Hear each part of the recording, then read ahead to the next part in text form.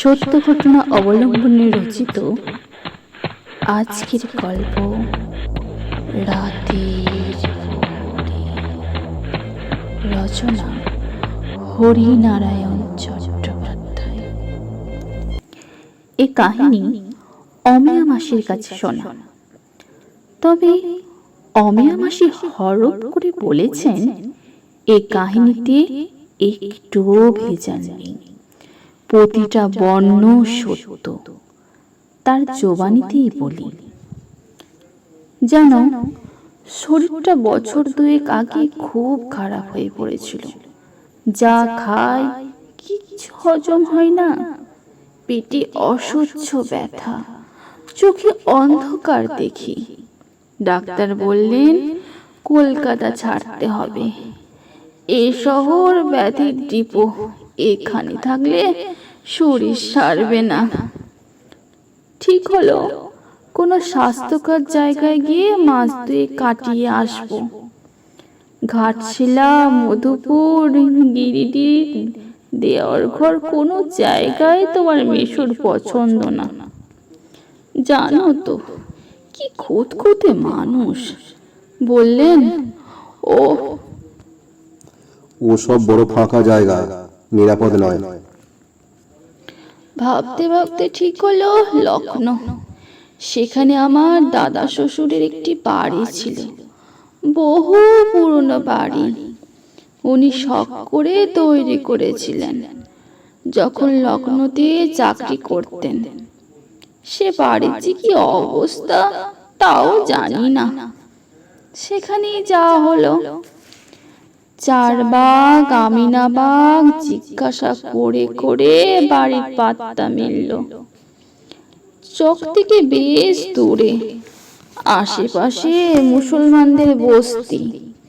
ছাগল, মুরগি পাল ঘুরছে। একতলা বাড়ি, যতটা জরাজীর্ণ হবে ভেবেছিলাম অবস্থা ততটা খারাপ নয়। আগেকার দিনের মজবুত মশলার গাঁথনি। যখন বাড়ির মধ্যে ঢুকলাম তখন বিকাল, রোদ ঝলমল করছে। দুটো ঘর, বাথরুম, এক ফালি রান্নাঘর। বাইরে বের হয়ে হোটেলে খাওয়া সেরে নিলাম। তারপর এদিক ওদিক ঘুরে যখন বাড়ি ফিরলাম তখন প্রায় 8টা। তালা খুলে ঢুকতে গিয়ে দাঁড়িয়ে পড়লাম। সেলাম সাহেব।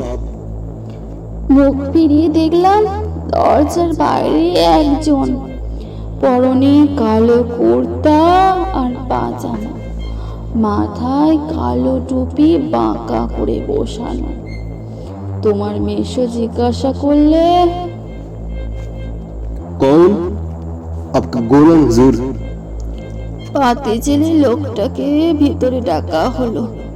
দীর্ঘ চেহারা, কুঠারাগত দুটি চোখ, কিন্তু নিষ্প্রিয় নয়, জল জল করছে। মুখের কোথাও যেন মাংস নেই।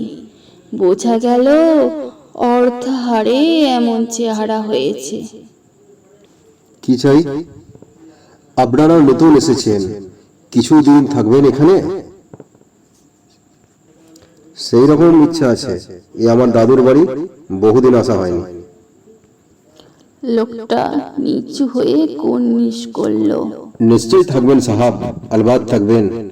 যে কদিন থাকবেন গোলাম পাহারা দেবে। হাজার হোক আপনাদের পক্ষে বিদেশ বেহুই ভালোই হলো। একটা পাহাড়দার থাকলে আমরা নিশ্চিন্ত। বিদেশে যখন এসেছি চুপচাপ বাড়িতে তো আর বসে থাকবো না, ঘুরে ঘুরে বেড়াবো। তোমার নাম কি? বান্দার নাম আব্দুল রিজভি। তোমাকে কেউ চেনে এখানে? লোকটা দুটো চোখ ধপ ধপ করে জ্বলে উঠলো। দেখবেন হুজুর, এই দেখুন। আধময়লা কুর্তার মধ্য থেকে আব্দুল প্রায় শত ছিন্ন গোটা কয়েক কাগজ বের করলো। কাগজগুলো হলদে হয়ে গেছে। গোটা দিনে অভিজ্ঞান পত্র, বড় বড় লোকের দেখা, ফৈজাবাদের জমিদার, অযোধ্যার নবাবের ভাইপো, গন্ডার রহিম, সবাই লিখেছে। আব্দুল রিজভির মতন বিশ্বাসী, কর্তব্যপরায়ণ সৎলোক দুর্লভ। ঠিক আছে, তোমাকে রাখবো। কত দিতে হবে বলো?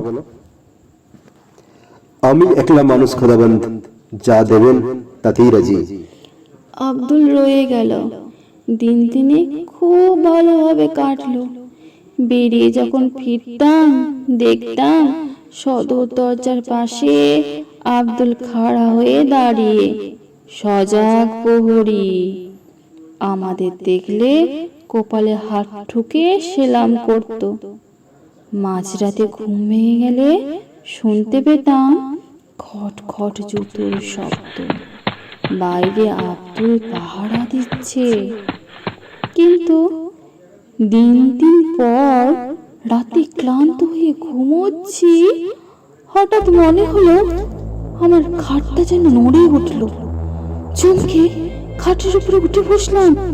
ভাবলাম নিখাত ভূমিকম্প। বাড়িতে বিজলি বাতি ছিল না, হ্যারিকেন ব্যবহার করতাম। আলো জ্বললে তোমার মেশোর ঘুম হয় না বলে শোবার আগে হ্যারিকেন নিভিয়ে দিতাম। কিন্তু মাথার বালিশের নিচে টর্চ থাকতো। তাড়াতাড়ি টর্চ জ্বালালাম।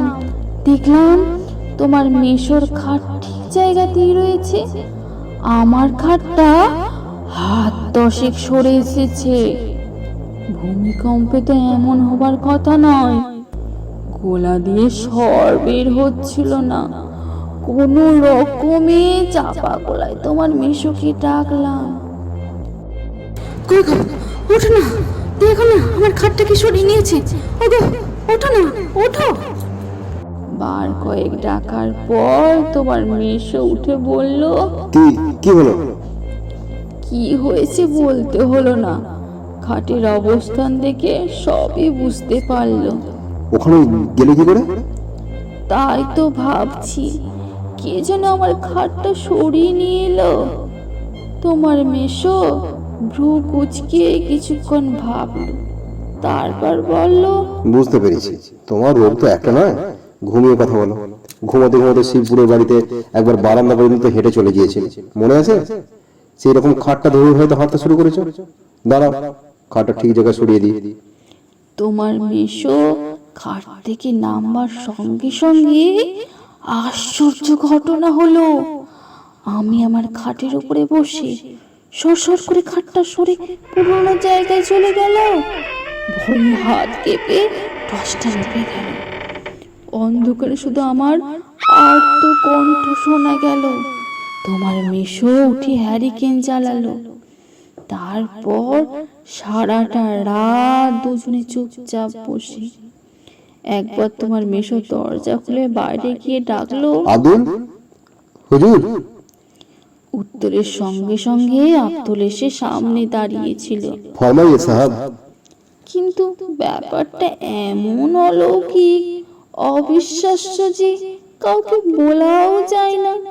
যাকে বলবো সেই ভাববে আমাদের মাথার দোষ আছে, তাই চুপচাপ রইলাম। আমাদের দুজনে কেউ ভূতে বিশ্বাস করতাম না। চিরকাল দুজনে শহরে মানুষ, ভূতের কথা গল্পে পড়েছি, কিন্তু এমন অভিজ্ঞতা কখনোই হয়নি। রাতের ব্যাপারটা আমাদের দুজনকে রীতিমতো অবাক করেছিল। আবার সরে আসতে দেখে কিন্তু বুঝে উঠতে পারলাম না। দিন 15 নির্বিবাদে কাটলো, কোনো উপদ্রব নেই। এমন সময় আমার নিজেরই মনে হলো সব ব্যাপারটা হয়তো মনের ভুল। সিনেমা দেখে ফিরতে সেদিন একটু রাত হয়েছিল। খাওয়া দাওয়া সেরে শুতে প্রায় 12টা হলো। শীত পড়তে শুরু হয়েছে। লখনৌতে শীতের প্রকোপ একটু বেশি। সব জানলাগুলো সন্ধ্যা রাত থেকেই বন্ধ করে দিয়েছিলাম। হঠাৎ মাঝরাতে খটখট করে সব জানলাগুলো খুলে গেল। খনখন ঠান্ডা হওয়ায় ঝলক হাড় পর্যন্ত কাঁপিয়ে দিল। বন্ধ করার দোষ হলে একটা জানলা খুলে যাওয়া সম্ভব, কিন্তু এভাবে একসঙ্গে সবার করে 4টে জানলা খুলে যায় কি করে? তোমার মেশো খাটের উপরে উঠে বসলো, উঠে আমাকে ধমক। জানলাগুলো কি ভালো করে বন্ধ করতে পারো না? মাঝরাতে আচ্ছা ঝামেলা। তোমার মেশো উঠে সব জানলাগুলো টেনে বন্ধ করে দিল। মিনিট 5 তোমার মেশো এসে খাটে শোয়া মাত্র আবার খটখট করে জানলাগুলো খুলে গেল। এরকম হবার পর দুজনে একটু ভয় পেলাম। দরকার নেই বাবু শরীর সারিয়ে, এই ভূতের বাড়ু ছেড়ে চলে যাই ভালো। কথাটা হঠাৎ আমার মনে হতে বললাম, আব্দুলকে একবার ডাকলে হয় না? আব্দুল? আব্দুল কি করবে? আমরা যখন ঠিক মতো জানলাগুলো বন্ধ করতে পারছি না, তখন ওকে দিয়ে একবার চেষ্টা করো। কথাটা বোধহয় তোমার মেশোর মনে লাগলো, দরজাটা খুলে ডাকলো। আব্দুল! সঙ্গে সঙ্গে উত্তর এলো, হুজুর। আশ্চর্য মনে হয়, আব্দুল মানুষ না জন্তু। আব্দুল দরজায় এসে দাঁড়ালো। জানলাগুলো কিছুতেই বন্ধ করতে পারছি না, একবার দেখো তো। আমি টর্চটা জ্বালিয়ে আব্দুলের মুখের উপর রেখেছিলাম। মনে হলো আব্দুলের দুটো চোখ জ্বলে উঠলো। জি হুজুর। আব্দুল একটা একটা করে সব জানলাগুলো বন্ধ করে দিল। তারপর আব্দুল আর 1 মিনিটও দাঁড়ালো না, সেলাম করে বাইরে চলে গেল। দরজা বন্ধ করে আমরা কিছুক্ষণ অপেক্ষা করলাম। না, জানলাগুলো আর খুলে গেল না। তার মানে আমরা বোধহয় জানলাগুলো ঠিক মতো বন্ধ করতে পারছিলাম না। রাতে আর কোনো অসুবিধা হলো না। সত্যি কত মিথ্যা কারণে আমরা ভয় পাই, কত অল্পে। পরের দিন দুপুরবেলা আব্দুলকে দেখলাম। সাধারণত দিনের বেলা সে নিজের ডেরায় চলে যায়, পাহারা দিতে আসে সন্ধ্যাবেলা। কিন্তু সেদিন দুপুরবেলা হবার মুখে দেখলাম আব্দুল চারিদিকে ঘুরছে। তোমার মেশো পোস্ট অফিসে গিয়েছিল খাম পোস্ট কার্ড কিনতে। আশেপাশে এমন কেউ নেই যাদের সঙ্গে আলাপ করতে পারি, চারদিকে বস্তি। কি খুঁজছে আব্দুল? আব্দুল যেন একটু চমকে উঠলো, আমার দিকে নিষ্পল্লব দৃষ্টিতে কিছুক্ষণ চেয়ে বলল, একটা চিজ খুঁজছি মেম সাহেব। অনেকদিন আগে হারিয়েছিলাম, কিন্তু কোথায় হারিয়েছিলাম ঠিক মনে পড়ছে না। উত্তর দিয়ে আব্দুল হাত দাঁড়ালো না, আস্তে আস্তে বস্তির দিকে এগিয়ে গেল। ইচ্ছে ছিল আব্দুলকে তার পুরনো সংসার, তার পরিবারের লোকজন সম্বন্ধে জিজ্ঞাসা করব, কিন্তু সুযোগ পেলাম না। কি খুঁজছে আব্দুলকে ঠিক মতো সে কোথাও বলল না। কেমন একটা দুর্বোধ্য উত্তর দিয়ে গেল। জানলাগুলো ভালোভাবে দিনের আলোয় পরীক্ষা করে দেখলাম। কলকবজার বিশেষ কোনো কারসাজি নেই, অথচ রাতে কেন বন্ধ করতে পারলাম না? দিনের বেলায় কোনো গোলমাল নেই, কিন্তু রাত হলেই যেন গা ছমছম করে। মনে হয় আমি আর তোমার মেশো ছাড়া দ্বিতীয় আর এক সত্তার যেন আবির্ভাব হয়। তার চোখে দেখা যায় না, কিন্তু তার কার্যকলাপের মধ্য দিয়ে সে নিজেকে ধরা দেয়। এই খাট সরানো, জানলাগুলো আচমকা খুলে যা, এসব কিন্তু মোটেও স্বাভাবিক বলে মনে হয় না। তোমার মেশো ফিরে আসতে আব্দুলের জিনিস খোঁজার কথাটা বললাম, কিন্তু কথাটার উপর সে একেবারেই গুরুত্ব আরোপ করলো না। বললেন, ওসব নিয়ে মাথা ঘামার কোনো মানে হয় না, হয়তো পকেট থেকে কিছু পড়ে গেছে তাই খুঁজছিল। আমি কিন্তু মনের কথাটা বলেই ফেললাম। জানো, আর এখানে ভালো লাগছে না। কেন? তোমার শরীরে তো উন্নতি হয়েছে, পেটের ব্যথাটা আর নেই, খিদেও হচ্ছে। আমি একটু চুপ করে বললাম, এই বাড়িটা আমার আর ভালো লাগছে না। কেন? বাড়ির কি দোষ হলো? কি দোষ তো তুমি জানো না? ওসব তোমার মনের ভুল, আমি ওসব মোটেই ভাবছি না। কিন্তু কয়েকদিন পরেই ভাববার যথেষ্ট কারণ ঘটল। তোমার মেশো আর আমরা দুজনেরই। যেদিন বিকালে থেকে বৃষ্টি আরম্ভ হলো, অসময়ের বৃষ্টি। বুঝতে পারলাম এই বৃষ্টির পরেই শীতের প্রচণ্ডতা বাড়বে। দুটো বিলাতি কম্বল ছিল, তাতে যে শীত কাটবে না। মাঝরাতে ঘুম ভেঙে গেল। মনে হলো ঘরের মধ্যে খটখট শব্দ হচ্ছে, কি যেন বুট পড়ে পায়চারি করছে একদিক থেকে আর একদিক। উঠে বসলাম, তোমার মেশো ঘুমিয়ে অচেতন। টর্চ চালিয়ে ঘরে এদিক ওদিক দিলাম, কি কোথাও নেই। অথচ খুটখুট শব্দ সামানিক শোনা গেল। ইঁদুরের উৎপাত কিনা কে জানে। আমাদের গড়বাড়ির পার্কে বিরাট সাইজের সব ইঁদুর ঘুরে বেড়াতো, সাইজে বিড়ালের চেয়েও বড়। বাথরুমে যাওয়া দরকার। সাহস করে উঠলাম, বাথরুমের দরজাটা খুলে টর্চ জ্বেলে আগে এধার ওধার দেখে নিলাম। কোণের দিকে আলো পড়তে চিৎকার করলেন, একেবারে দিয়াল ঘাসে একটি নরকঙ্কাল। বললে বিশ্বাস করবে না, জীবন্ত নরকঙ্কাল দুটো হাত প্রসারিত করে আমাকে ডাকছে। শুধু ডাকা নয়, খল খল করে হাসছে, খুব অদ্ভুত মারাত্মক হাসি। তার শব্দে শরীরের সমস্ত রক্ত ফলকে যেন জমাট বেঁধে যায়। আর আমার জ্ঞান ছিল না। বাথরুমের দরজার কাছে মূর্ছিত হয়ে পড়েছিলাম। যখন জ্ঞান হলো, দেখলাম খাটের ওপরে শুয়ে আছি। সকাল হয়েছে। তোমার মেশো তীক্ষ্ণ মুখে পাশে বসে। একটু পরেই মেশো বলল, কি হয়েছিল? কি হয়েছিল বললাম।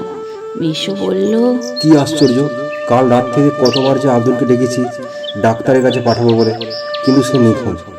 পাশের বস্তির একটা ছোকরাকে ডাক্তার আনতে পাঠিয়েছি। একটু পরের বাইরে মোটরের শব্দ হলো। বৃদ্ধ বাঙালি ডাক্তার ঘরে ঢুকলেন। সব শুনিয়ে কিছুক্ষণ চুপ করে বসলেন। আমরা আপনার দাদুকে এই জমিতে বাড়ি করতে অনেক বারণ করেছিলাম, তিনি শোনেননি। কেন, এই জমিতে কি আছে? একটা কবর ছিল, কবরের ওপর কেউ বাড়ি করে না। আপনার দাদু এ বাড়িতে বেশি দিন টিকতে পারেননি। আরো একটা কথা, আব্দুল বলে একটা লোক পাহারা দিত, তাকেও খুঁজে পাওয়া যাচ্ছে না। আব্দুল পুরো নাম কি? আব্দুল রিজভী। ডাক্তার নাম শুনে চমকে উঠলেন। সে কি, এখানে আব্দুল রিজভীরই তো কবর ছিল। সে মারা গেছে আজ থেকে 80 বছর আগে। কিন্তু সে যে অনেকগুলো সার্টিফিকেট। ডাক্তার হাসলেন। তার তারিখগুলো দেখেছেন, কবেকার লেখা? পরের দিনই আমরা কলকাতা ফিরে এসেছিলাম। এখনো মাঝে মাঝে ভাবি, দুটো প্রশ্নের উত্তর পাই না। ঘুরে ঘুরে কি খুঁজছিল আব্দুল রিজভী? নিজের কবর? আর সে রাতে ওভাবে বাথরুমে কঙ্কাল মূর্তি কেন দেখালো? আমাদের তাড়াবার জন্যই কি?